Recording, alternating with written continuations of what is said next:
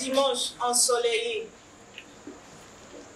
Revenant de l'église avec le compagnon de ma grande sœur,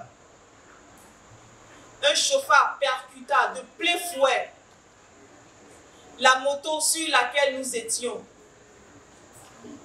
Je ne me souviens plus de ce qui s'était passé, mais je me réveillais sur un lit d'hôpital, entouré de mes proches, tous en larmes.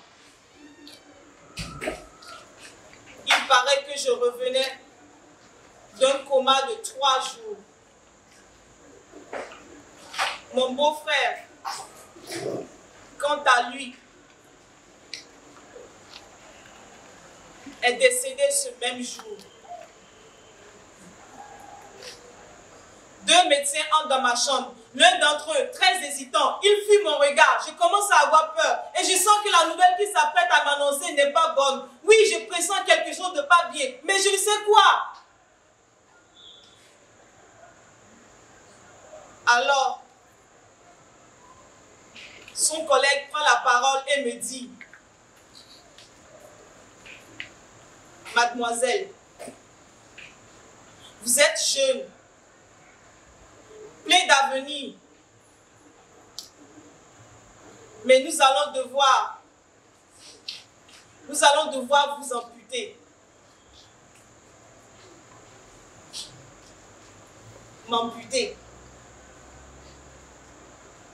Moi,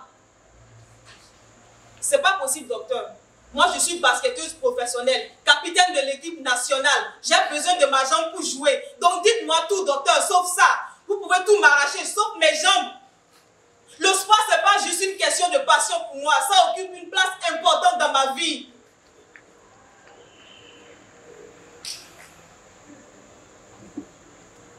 Et il me dit qu'il est désolé. Il faut qu'on m'ampute pour sauver le reste de mon corps. Sinon, c'est la mort.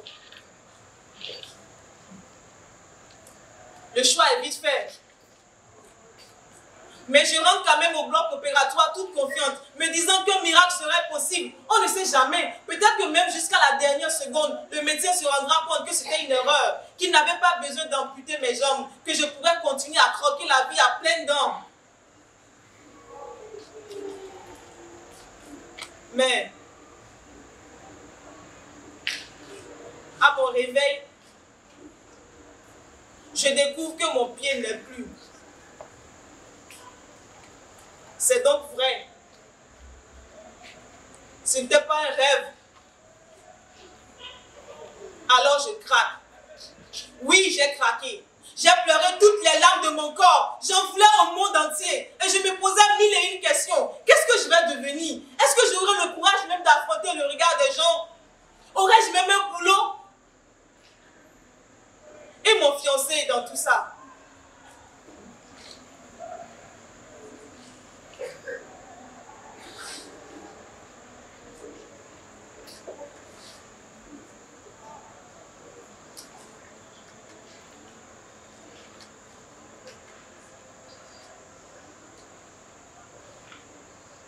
Les réponses à toutes ces questions n'ont pas tardé à venir.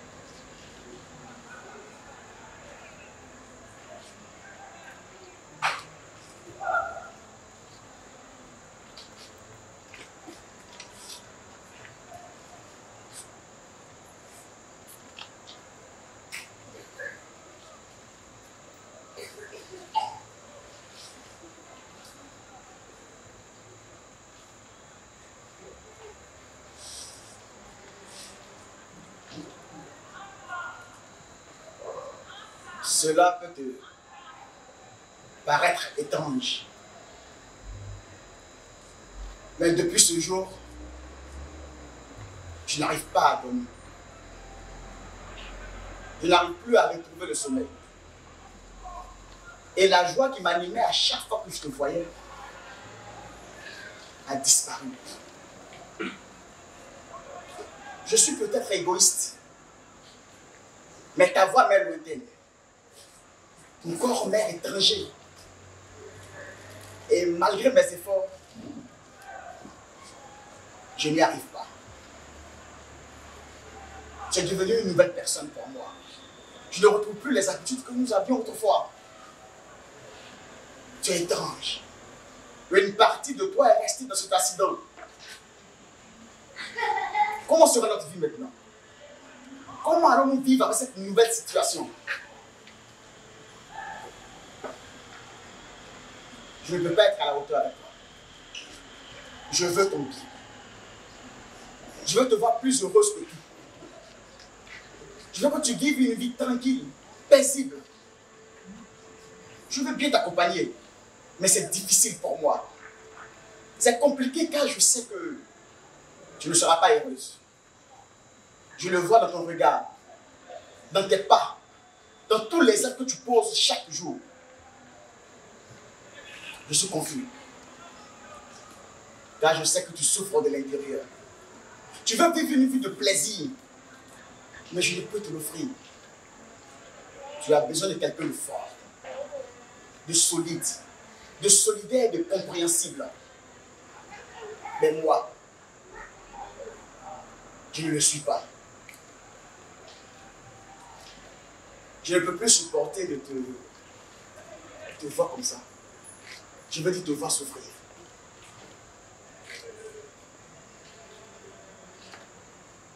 Il faut qu'on mette une pause à notre relation. Je veux dire, il faut qu'on mette une pause pour mieux réfléchir, pour faire le bilan de notre relation et mieux décider pour le futur. Je t'aime. C'est vrai. Je t'aime de tout mon cœur. Mais il est important qu'on marque cette pause. Ta nouvelle condition physique est presque insupportable pour moi. Il faut qu'on arrête.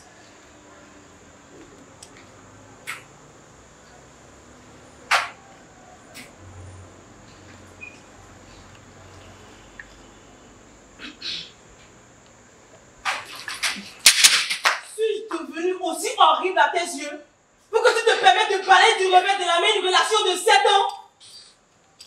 Tous nos projets, nos rêves, nos souvenirs ne valent plus rien à tes yeux. Tu me retires de ta vie pour une situation que je n'ai pas voulu. Est-ce que ma faute si j'ai fait cet accident? Est-ce que ma faute si pour le restant de ma vie, je suis condamnée à utiliser une béquille? Est-ce que ma faute si tu as voulu que je vive cette situation? Le pire dans tout ça, c'est que tu me prennes pour une idiote. Tu crois que je ne sais pas ce que c'est qu'une pause? Allez, ne sois pas lâche et dis-le. Dis-moi que tu me quittes, que tu m'abandonnes, que tu me tournes le dos au moment où j'ai le plus besoin de toi. Que parce que je suis devenue handicapée, tu ne me trouves plus attirante, plus charmante, plus chic. Tu me retires de ta vie aussi facilement. Tu sais ce que les gens pensent de nous, le quartier. Mes parents ne veulent pas d'une belle fille handicapée. Oh, quitte là-bas! On se moque de nous dans le quartier. Je ne peux même pas sortir avec mes collègues parce que j'ai une femme handicapée à côté de moi. Tu es devenu un handicap pour moi. Je suis jeune. Je suis valide. Je suis viril. Comment veux-tu que nous ayons des enfants? Je ne veux pas que ma moitié ait un tel problème.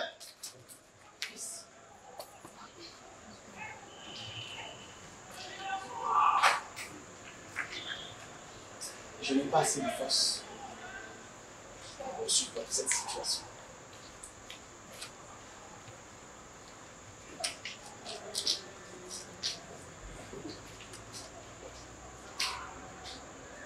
Comprends-moi.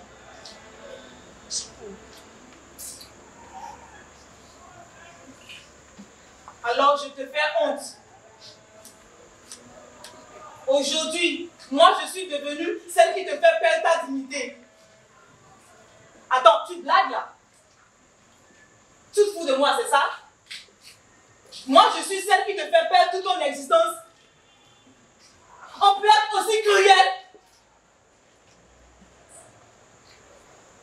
Écoute, chérie. Je comprends que tu sois bouleversée. C'est vrai, je n'ai plus qu'un pied. Mais je suis toujours moi. J'ai toujours le même cœur, la même tête, les mêmes sentiments pour toi, chérie. Souviens-toi de tous nos bons moments. On ne peut pas gommer 7 ans d'amour intense juste pour un accident sordide. Reste avec moi et nous sortirons encore plus fort de cette histoire. Reviens, chérie.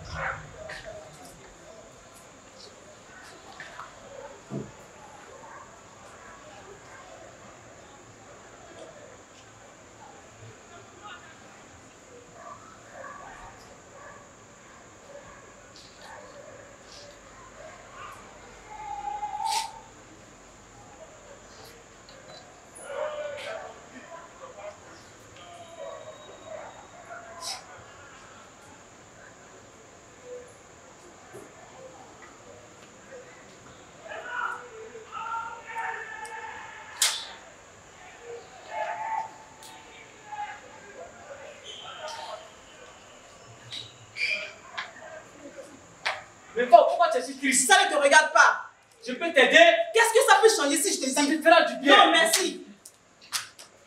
S'il te plaît, je peux t'aider. Je dis que ça ne te concerne en rien. Il y a quoi même? Je peux t'aider. Tu es la personne joviale que je connaisse. Il ne te reconnaît pas aujourd'hui. Toi, tu as une baguette magique qui va changer ma situation. Je sais que non. Alors, s'il te plaît, tu me laisses tranquille. Je peux t'aider, s'il te plaît. Tu comprends pas ou quoi? Sache que je peux t'aider. En quoi? Ce que tu dois savoir, tu es devenue une personne handicapée. Oh, je ne suis pas handicapée. Hey. Non, mais attends. Tu m'as bien regardé. Moi, je suis basketteuse professionnelle. Je suis jeune, belle, intelligente. Je suis solide comme un roc. C'est ton regard qui me redit à cet état. Alors, s'il te plaît, ton affaire de handicap, là, enlève-moi dedans. Je te comprends parfaitement. Quand c'est une nouvelle situation pour toi. Mais sache que nous sommes là pour t'accompagner. Il y a des organisations de personnes handicapées qui sont là pour toi. Ces organisations s'occupent de toutes sortes de personnes, que ce soit les enfants comme les grandes personnes. Nous avons l'ONG Passerelle qui s'occupe des enfants. Tu es une femme battante. Nous avons la fondation Mounian qui est là. Elle peut t'aider, te conseiller, afin que ton leadership soit bien développé. S'il te plaît, Fao. Tu m'avais dit que tu allais reprendre tes études, n'est-ce pas? Mais t'inquiète, le GEPSI est là. Le groupement pour l'insertion des étudiants handicapés physiques de Côte d'Ivoire. Son président, Ngueta, il va te trouver des bourses d'études. Tu pourras faire des études à l'extérieur. Tu auras des diplômes que tu veux. Je sais que tu aimes le sport. En particulier le basket que tu adores tant. Mais t'inquiète pour cela. Malgré ta situation, malgré que tu aies un pied, il y a la fédération ivoirienne des paralympiques qui est là. Au sein de cette fédération, on a plusieurs disciplines, comme le para-basket. Mon frère, après les études là, il faut que je travaille et que je devienne financièrement indépendante. Qui voudra de moi dans son entreprise? Ça. T'inquiète, il y a la libellule qui est là. Elle va t'aider à t'insérer. Elle a une collaboration avec les entreprises privées. En fonction de ta spécialité, elle trouvera un poste pour toi. Eh, monsieur, j'ai une solution à tout. S'il te plaît. Tu as dit, j'ai entendu, mais je vais y réfléchir. Non, pour que tu le saches, en nous, c'est nous les personnes en situation d'handicap, il n'y a pas de complexe. Parmi nous, il y a même des personnes qui sont des experts en danse. Tu as dit quoi? Oui. Nous avons des personnes, des experts en danse. Peu importe. Ils dansent. Oui, ils dansent. Malgré le handicap là. Oui. Ça là, je dois voir avec moi. Tu vas voir.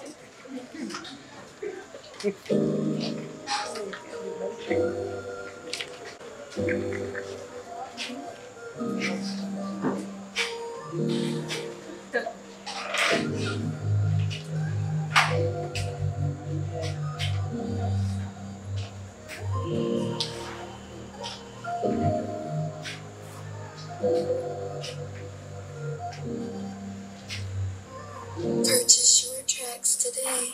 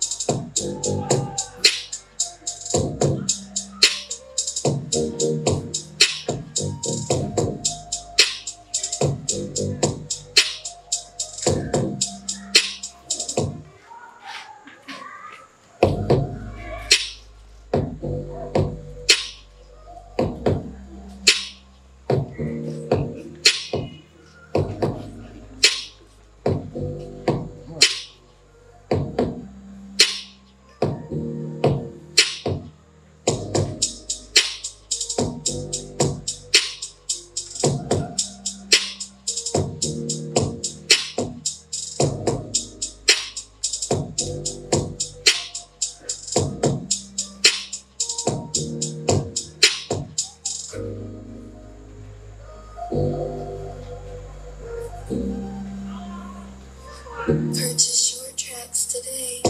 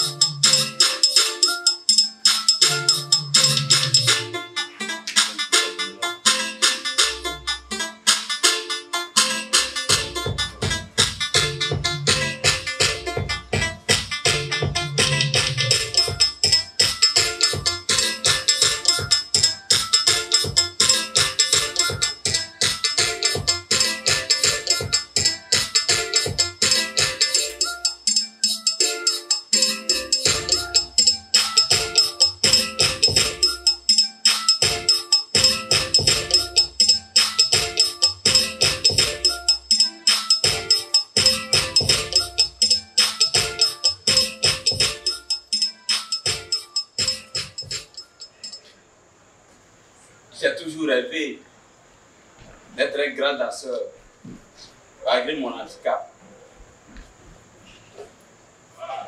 Je ne suis pas né handicapé. J'étais un enfant qui aimait courir un peu partout dans le village où je vivais. Mais un jour, après une douce nuit, je n'arrivais plus à me lever. J'avais très mal aux pieds.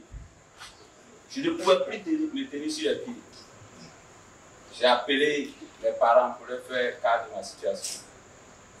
Ils se sont empressés de venir à mon secours. Ils sont arrivés, ils étaient déboussolés. Ils ont essayé de me relever, je n'arrivais plus à me tenir sur les pieds. Ils ne savaient plus quoi faire. Mon père a pensé à un acte de sorcellerie. Ma mère, elle a dit non, il ne faut pas accuser vite les sorciers. Envoyez notre enfant à l'hôpital pour voir ce qui se passe. À l'hôpital, après consultation, le médecin nous a appris que j'avais la poliomyélite. C'était un coup dur. Un coup dur pour ma famille. J'avais placé tout espoir en moi.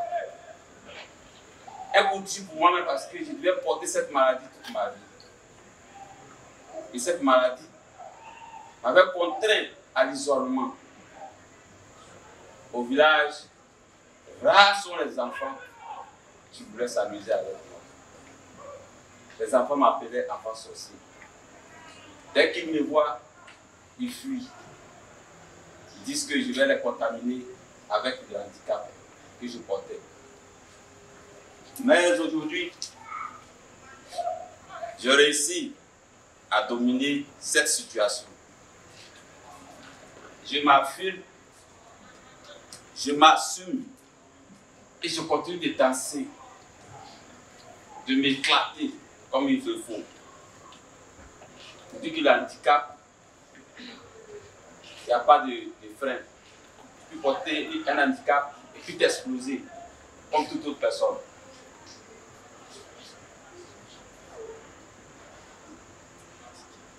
Dieu.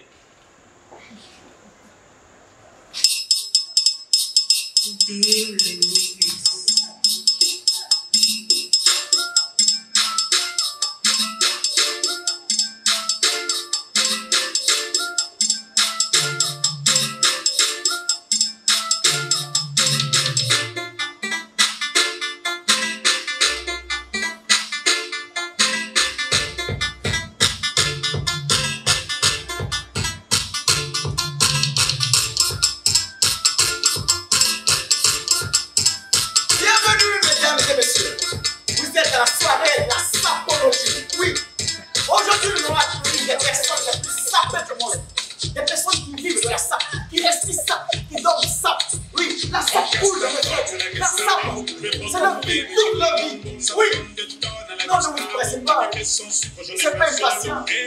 C'est fait mal, lui, une fois chaque 10 ans. Et aujourd'hui, ils sont là pour ça. Nous avons accueilli les flippers, les vrais sapeurs. C'est pas les briques ni les braques. C'est très grands sapeurs. Oui. Et aujourd'hui, ils vont nous donner un petit secret. Ouais. Comment les flippers draguent. Comment ces grands sapeurs draguent. Et c'est que lui, monsieur, non, ne n'inquiétez pas. C'est que vous avez des problèmes pour draguer, mais aujourd'hui, vous aurez toutes les solutions. Parce qu'ils sont là, les flippers. Oui, on va accueillir ici le plus charmant des flippers. Oui, sa démarche est charmante. Son regard charme. Il a la charme en lui. Il s'appelle le flipper charmant.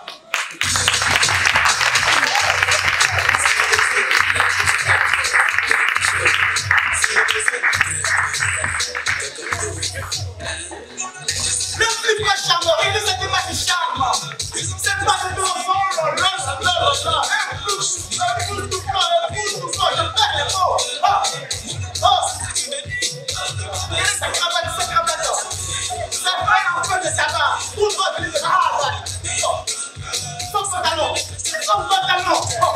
en farine de maïs, les chaussettes, aïe aïe aïe, en plein de soja.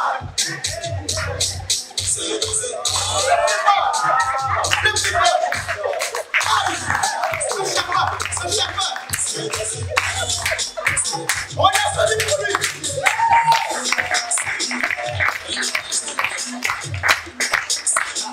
Ce n'est pas tout. Je vous avais dit qu'il y a des sapeurs ici. Celui qui vient, c'est le plus grand charmeur. Mais lui, on l'appelle le sage, le père. Voilà pourquoi. Le père. Voilà pourquoi. C'est une chose automatique. On le cache en l'esprit. Je sais pas de la confiance, la musique qui le produit. Ouais. Quelle est la veste?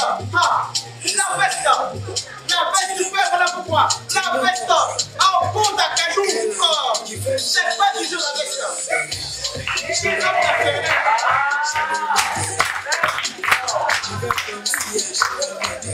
La pyramide. C'est de l'huile de palme séchée pendant 52 jours. C'est déjà pas ça. Le pantalon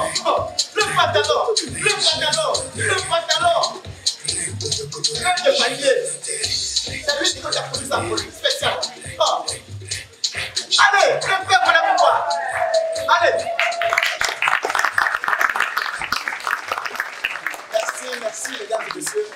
Maintenant, nous allons accueillir le roi des flippers. C'est le plus flipper des flippers. Le roi des flippers. Lui, il vient de très loin. Il vient d'Asie. Et il est venu spécialement dans une Mercedes 0 km au compteur. Allez, le roi des flippers.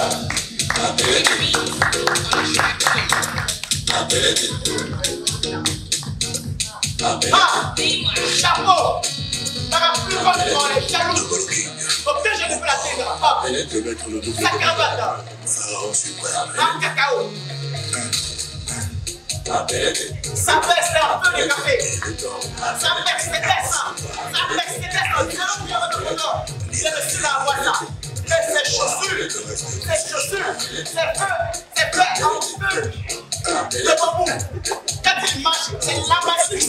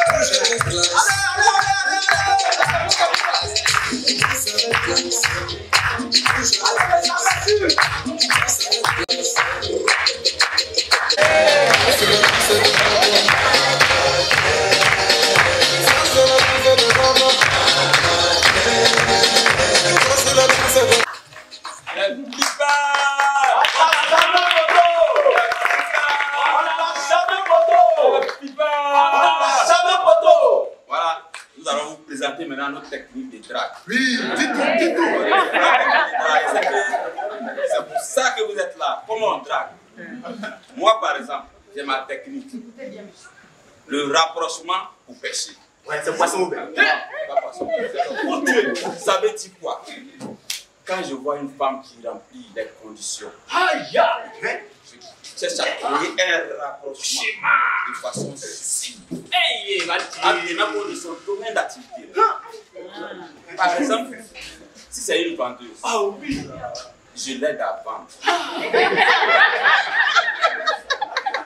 Parfois, je me transforme en vendeur. À quoi il est tout assis là-bas? Je le vois. Tout ça là, pour avoir des points. Ah oui. Et quand je dépose ma candidature, C'est l'élection présidentielle. non. C'est-à-dire que quand je passe à la drague, ça marche toujours. Parce que, tu vois, à force de se côtoyer là, les sentiments naissent. Donc quand je passe à la drague, ça marche. Donc, il faut essayer. Avec le rapprochement pour pêcher, On tape jamais photo. comment toi tu fais ça? Non, pour moi c'est très simple, calmez-vous. Il faut dire que lorsque j'arrêtais une fille pour changer avec elle tout un marchand, cette dernière marchait trop vite. Oh, mais c'est Comme tout j'abandonnais. Mais j'ai cherché des stratégies. À l'école, j'avais cette facilité à maîtriser les matières compliquées. Et lors des groupes d'études, les filles pouvaient rester tard parce que j'assurais le déjeuner avec un bon capacho. C'est pas de là-bas. Et je profitais maintenant pour prendre les numéros. Bien évidemment, des filles que j'ai ciblées. Mais elle ne peut pas refuser. Parce que c'est moi. Ouais, professeur. Et j'appelle aussi la fille tard. J'appelle aussi la fille la nuit. Pour m'assurer qu'elle a compris le coup. Et lorsque ce n'est pas le cas, je profite pour insérer quelques petites formules de drague. Comme par exemple, mais tu ne connais pas cette formule? Mais putain, tu es belle comme cette formule. Oh là là. Et lorsque le cadre est créé, j'invite la fille à la piscine. Yes, ça va tuer. Il y a eu ma femme dedans, hein? Mais avec cette technique, les gars, On t'a jamais photo. Oh, photo. mais je vous ne vous ai rien dit, les gars. Le chameur. Ça s'appelle que c'est le chameur, moi. Parle. Oui, moi, c'est le donneur pour donner. Mais c'est simple. Je mets ma fonction en valeur. J'admire la petite. Qu'elle rentre dans mes 45 mètres carrés. Je l'invite dans un lieu très chic. Je dis, ma petite, mets-toi à l'aise. Prends tout ce que tu veux. Premier jour, elle prend. Deuxième jour, elle prend. Troisième jour, elle prend. Mais les gars, elle finit par tomber fort. Ah oui. Avec la technique donneur pour donner, on On tape tape jamais jamais photo.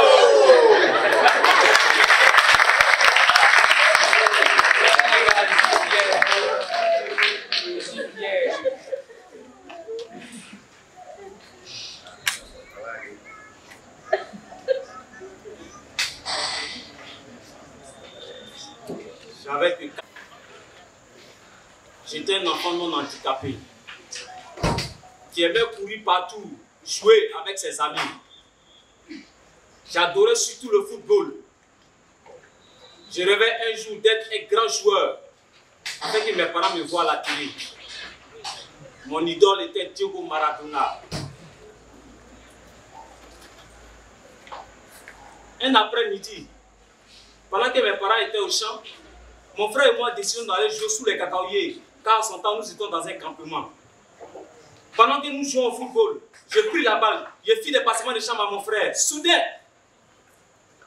mon pied entra dans un trou. J'ai eu mal, tellement mal que je me suis mis à hurler, pleurer de toutes mes larmes. Le mal était atroce. Je ne pouvais même plus marcher. Du retour de mes parents au champ, ils constataient que ma démarche avait changé. Mais ils se disaient que cela irait mieux le lendemain. Malheureusement, le lendemain, la situation s'est empirée. J'avais de plus en plus mal. Les pieds étaient devenus méconnaissables. Mes parents se lamentaient. Ils pleuraient à chaudes larmes. Ils se posaient de nombreuses questions. Que vais-je devenir? Pourrais-je avoir un jour les mêmes chances que les autres enfants de mon âge? Aurais-je un jour du boulot? Telles étaient les nombreuses questions que mes parents se posaient. Le mal persistait. Malgré les nombreuses tentatives de guérison que mes parents ont tentées chez de nombreux guérisseurs, j'ai traîné ce mal pendant plusieurs années. Tous les autres enfants de mon âge partaient à l'école et moi j'étais à la maison. J'étais devenu la risée de tous. On se moquait de moi.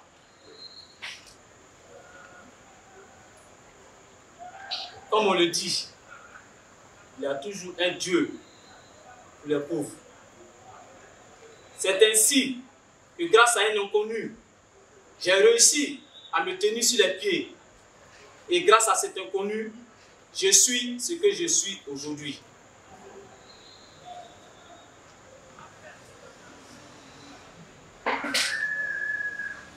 Deux ans après ma naissance, marchant dans la cour familiale, je suis tombé une fois, deux fois. À la troisième fois, je ne me suis plus jamais levé sans une béquille. Mes parents ayant constaté cela m'ont envoyé à l'hôpital pour des examens. Et là, le médecin leur annonça que j'ai été atteint par la poliomyélite. Mais malgré ça, les gars, on s'en charge! C'est gâté, le matin mélange, le matin mélange, tout le monde le choix pimenté, le choix pimenté, tout le monde le matin mélange, le matin mélange, tout le monde ça me l'a fait tous. Autour de Ayubaba Kayoko, tout le monde teste, ouais, le matin ça le va. La bonne mec, elle est bien signée, mais je dirais elle a ça. Le moment regarde, tout le monde est bon.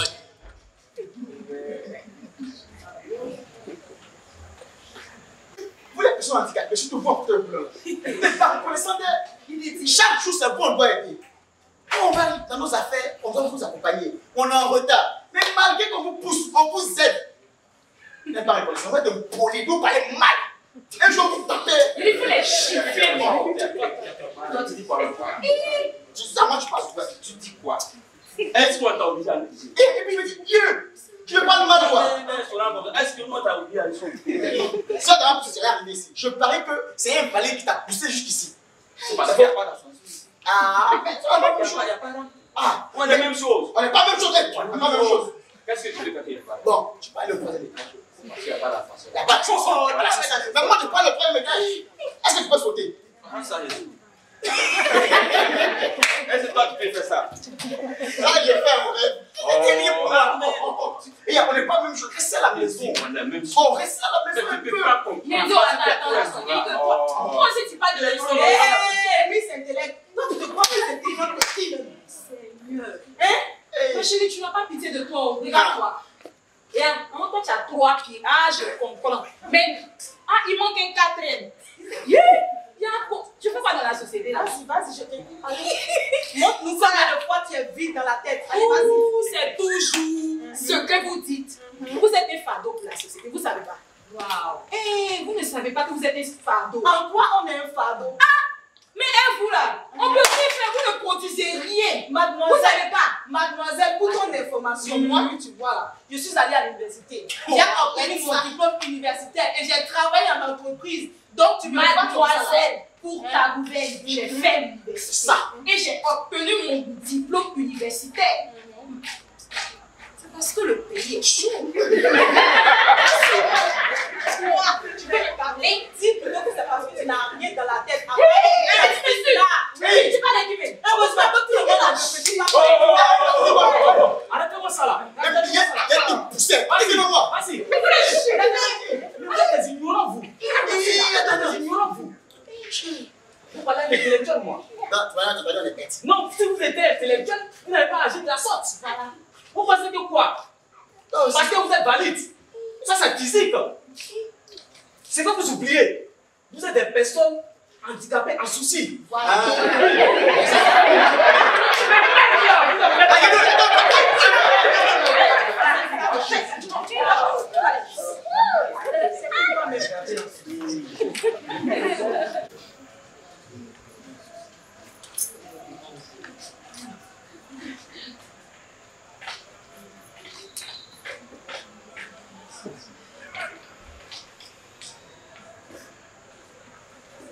Vous avez vu surtout ce boucan. Vous les avez vu danser. Vous les avez vu crier. Mais il faut le dire, cela n'a pas été facile. Il fallait passer d'abord par l'acceptation du handicap. Il fallait aussi passer par des luttes. Et pour nous, qui avons fait les études supérieures, il nous fallait d'abord avoir des champs pour pouvoir suivre les cours. Malheureusement, pour accéder à ces chambres, ce n'était que des escaliers. Il nous fallait encore lutter pour avoir des rangs d'accès aux résidences, aux restaurants, à certaines salles de TD et amphi. À ce niveau, je devais composer dans une salle de TD logée au 3e étage où il n'y avait pas d'ascenseur. J'ai demandé à un de mes amis de m'aider afin qu'il puisse accéder à la salle pour composer. En voulant m'aider, à la dernière marche de l'escalier, les marches du fauteuil se sont brisées et j'ai fait une chute libre. Je suis tombé. On m'a fait composer en bas dans une salle de façon isolée pendant que mes amis composaient en haut. À la fin, ils ont égaré ma feuille de composition et j'ai échoué. Heureusement qu'aujourd'hui, nous voyons quelques rampes un peu partout. Et je pense que c'est le début. Au niveau du transport, le transport humain n'étant pas adapté, la Fondation Servie nous avait offert 2 minibus adaptés pour le transport des personnes en situation de handicap. Mais malheureusement, ces bus ne pouvaient pas assurer le transport de tout le monde. J'étais un nouveau bachelier en son temps qui résidait dans la commune d'Abobo où l'insécurité était grandissante. Pour rejoindre l'université de Cocody, il fallait que je me lève à 4 h du matin afin d'avoir le seul bus 49 qui reliait Abobo à Cocody. Et dès 6 h déjà, cela était difficile, voire même impossible pour moi de l'avoir, car c'était une lutte acharnée. Et une fois sur le campus, les cours terminés à 18 h, il fallait que je regagne ma maison. Là encore, c'était un parcours de combattant. Un soir, après les cours, aux environs de 18 h, mon ami et moi décidons de nous rendre à la maison. Et une fois au quai de 49, à l'approche du 49, ce dernier, voulant m'aider, est allé se mêler à la lutte afin qu'il ait une place assise dans le bus pour lui et moi. Malheureusement pour lui, dans la lutte, il s'est retrouvé sous le bus et sa jambe gauche a été écrasée Et aujourd'hui, il est devenu handicapé à vie. Notons aussi que sur le plan institutionnel, il y a eu quand même quelques avancées. Notamment la Constitution de 2016 qui reconnaît le droit des personnes en situation de handicap. Il y a aussi la direction de la promotion des personnes en situation de handicap. Aussi, depuis 1998, il y a une loi d'orientation en faveur des personnes handicapées qui a été prise. Mais les décrets qui devaient accompagner cette loi, le premier décret a été signé en 1996, en 2015.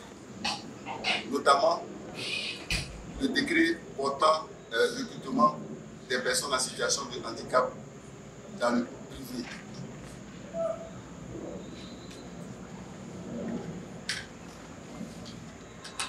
J'avais un diplôme de licence, mais tellement c'était difficile d'avoir d'emploi que j'ai postulé à un poste pour lequel le diplôme requis était le baccalauréat.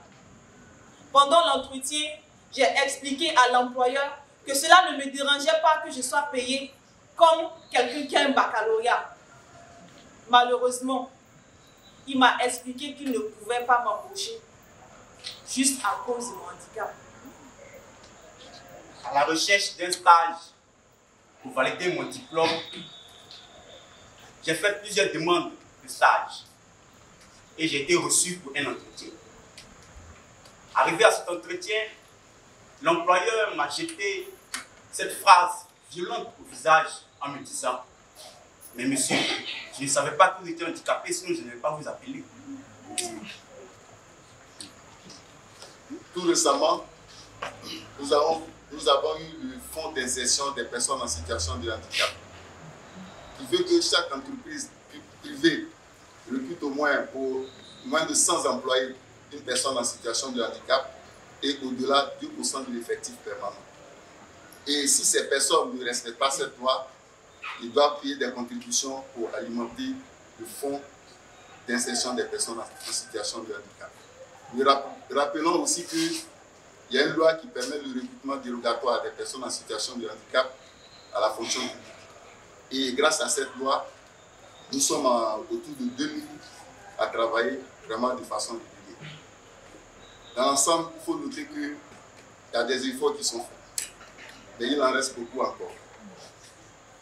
Pour que la personne handicapée vive pleinement et sente l'inclusion sociale.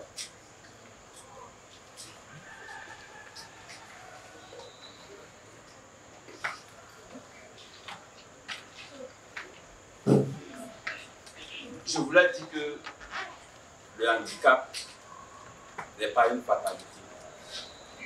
On peut vivre avec un handicap et se réaliser. Moi, par exemple, je suis titulaire d'un master en communication, d'une licence en anglais.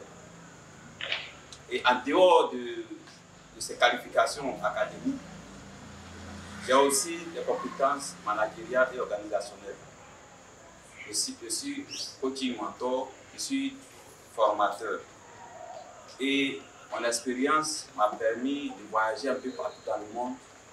Donc mon dernier voyage fut en 2022, novembre 2022, en Allemagne, où j'ai été pour partager mon expérience avec des collègues. Aussi, j'ai une famille, je suis fiancé, j'ai au moins 6 personnes à ma charge. Pour dire que, étant une personne handicapée, on peut faire beaucoup de choses. Je peux assurer moi-même ma mobilité aujourd'hui sans l'aide de quelqu'un. Parce que moi-même, j'arrive à conduire ma propre voiture. Donc, ça peut dire qu'on peut vivre avec un handicap et être aidé.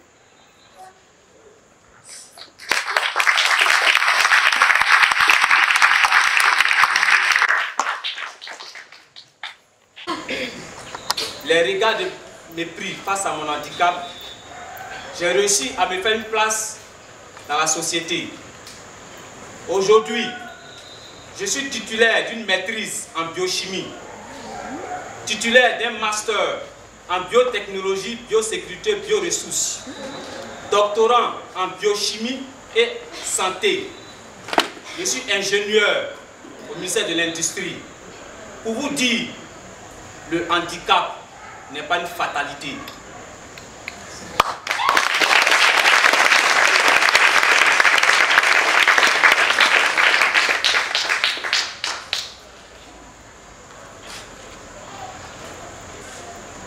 Je suis Fauziatou Ibrahima.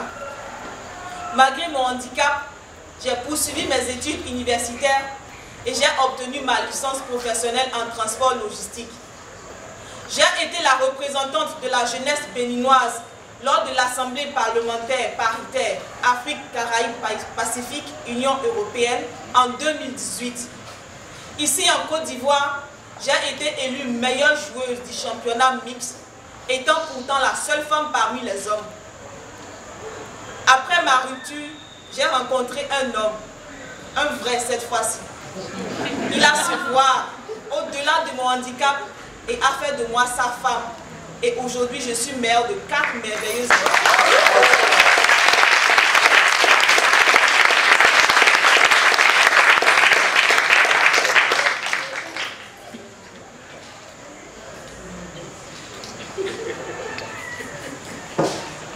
Avec mon handicap, je suis un jeune très épanoui. Après mon BTS en génie civil, option bâtiment, je suis toujours une formation à l'université en sociologie. J'adore le sport. Je pratique plusieurs sports, notamment le para-basket, le para-tennis de table, le para-badminton. J'aimerais représenter mon beau pays, la Côte d'Ivoire, en Ouganda, dans le championnat d'Afrique où j'ai été 3 fois médaillé. 2 médailles d'argent et 1 médaille de bronze.